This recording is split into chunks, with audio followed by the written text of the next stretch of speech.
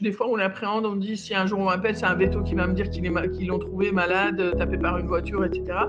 Mais comme ça, que quelqu'un puisse l'identifier à travers sa puce électronique, vraiment, j'aurais jamais cru.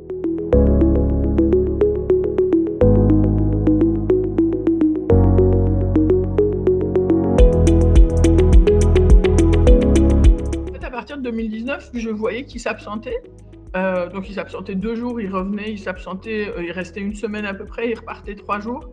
Il revenait, restait 15 jours, il repartait encore et de plus en plus, en fait, l'espace entre les départs et les arrivées, enfin les retours étaient petits. J'ai essayé aussi de savoir un petit peu où il allait parce que quand il rentrait, il avait grossi, il sentait le parfum et j'avais aucun moyen de savoir où il allait. Ça passait, le temps passait dessus et je me disais: «Purée, ça fait 3 semaines que Jack n'est pas revenu, ça fait 1 mois et demi que Jack n'est pas revenu». Et pour être très honnête, j'avais quasi perdu espoir parce que quelque part en moi, j'espérais peut-être, je sentais peut-être, je ne sais pas, qu'il était encore là et qu'il allait bien, mais autour de moi, tout le monde me disait: «Mais laisse tomber, c'est 2 ans et demi, enfin c'est mort».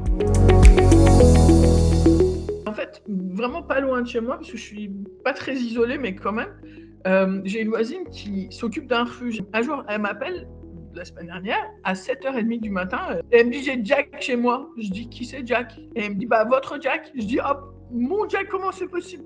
Et en fait, ça faisait déjà presque plusieurs semaines qu'elle le voyait régulièrement et avant ça, elle le voyait ponctuellement. Mais en fait, lui, il venait de plus en plus souvent. Elle avait réussi à un petit peu à attraper, un petit peu à attirer, on va dire, sa confiance et c'est le moment où, elle a mis le lecteur de puce et en fait, la chance que j'ai eue dans l'histoire, c'est que Jack soit pucé et que cette dame ait eu le lecteur de puce, sur elle et donc elle a pu, en tant qu'acteur de la filière, regarder sur le site ICAD directement et tomber sur moi. Voilà. Que les pucer, c'est même plus important que leur donner des friandises ou de la nourriture ou machin.